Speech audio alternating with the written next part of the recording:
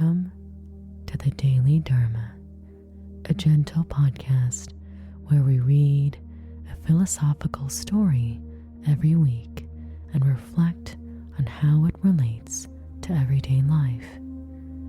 Our focus is to use Buddhist philosophy to understand the complexity of modern life and find achievable and accessible pathways to peace and happiness.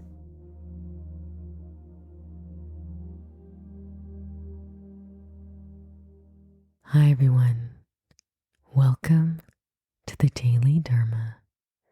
In this episode, we'll be talking about sparking hope by being open to the beauty in the world around us.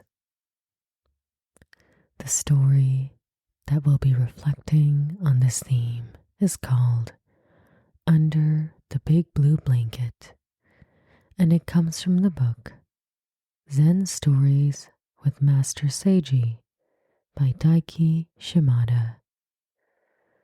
Here is how the story goes.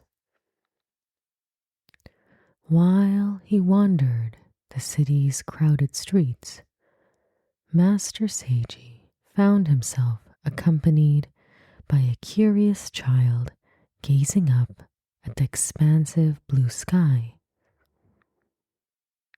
"Why is the sky blue?" the child asked, his expression filled with genuine wonder. Master Seiji glanced upwards, taking in the vast blue above. "Think of the sky as a big blue blanket over us," he explained gently. "It's like the ocean, wide and mysterious. And the sky is there for us to gaze upon and dream about. Don't you agree?" The little child pondered for a moment. "But there are no fish in the sky, are there?" No, there are no fish in the sky," Seiji chuckled. "But we have clouds and birds, and at sunset, the sky shares with us a beautiful show of colors. It turns all pink and orange, like in my drawings," the child said, his eyes shining with excitement. "That's right," Seiji smiled warmly. "The sky, with its changing colors, invites us to find joy and let our imagination run free. It's a reminder that the world is full of wonders, waiting for us to explore with open hearts and curious minds."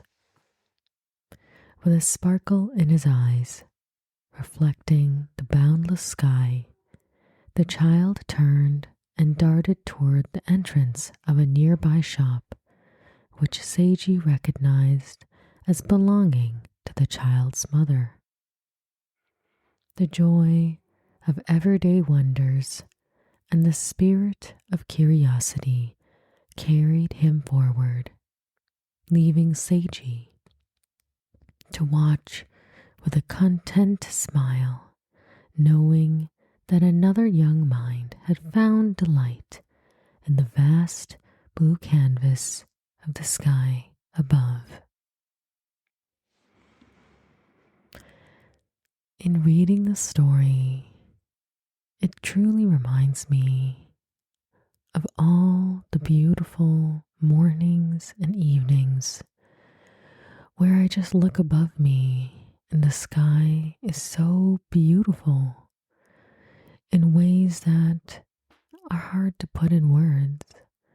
And this kind of breathtaking beauty, or even little pieces of wonder and amazement, can be found in the world all around us every day.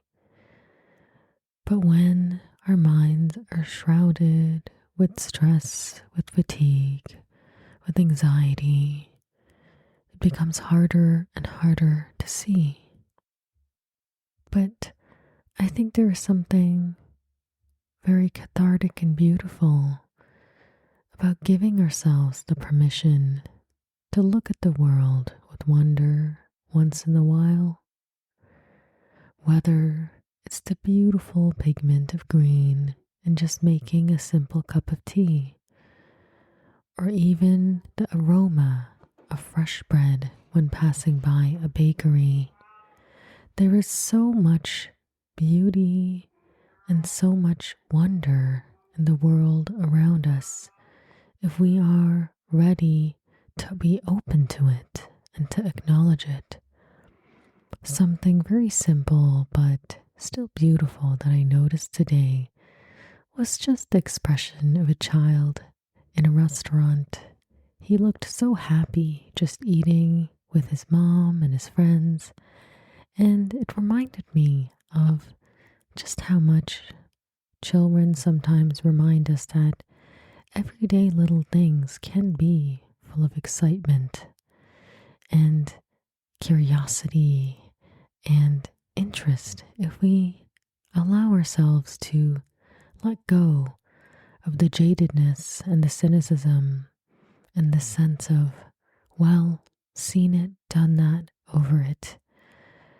Also, I think that attitude of just knowing things and wanting to feel as though we are knowing of all things is very normal because it supports the ego. When we want to appear smart, we shouldn't feel or appear amazed at small things, but I think the truth is the opposite. I think the more you know, the more amazement and wonder you can find in tiny, tiny moments, tiny, delicate things. Something that I will never forget and I still have a memento of is one day when I was in line and my card wasn't working to buy a bag of frozen blueberries. And the young man behind me, and he even had a child, so his hands were very busy, told me, "Don't worry, I'll take it for you." And he paid for it. And I've always kept that receipt as a reminder that people can always surprise us, that nothing about the world is exactly as it seems. And of course, while sometimes that may be in negative ways, I would always say that there are always positive ways in which the people, the strangers, the world around us can surprise us. For example, I've never felt as though any sunrise is the same, any evening is exactly the same as another. And there's something so unique and different by being present in that moment of seeing the sky, of feeling the aroma in the air, of the breeze on your skin, of simply being alive in this moment in time, a moment that will never happen again. And the truth is, when you are really able to kind of strip away all of the stress and anxiety and give yourself permission just for a moment to just be. When you open your eyes, there is so much energy in your heart to look at things with wonder, to even look at your home and think to yourself, wow, this chair is so comfortable. Wow, this glass of water is so cold and crisp. New and old, all things can be made anew in the eyes of a person who is present and who has a heart with the generosity to look upon things with wonder and amazement. And during a time where I find that hope can be difficult for many of us, and even myself on certain days, sometimes we do just have to let go of the skepticism and the cynicism to allow ourselves to see the beauty in small things and allow those small moments of hope to just carry us through the day and remind us why this life can always surprise us with good things, with optimism, with energy. And it is the memory and experience of these tiny sparks of hope that make life just a little bit easier when things become heavy and hard. Thank you so much for listening to this podcast.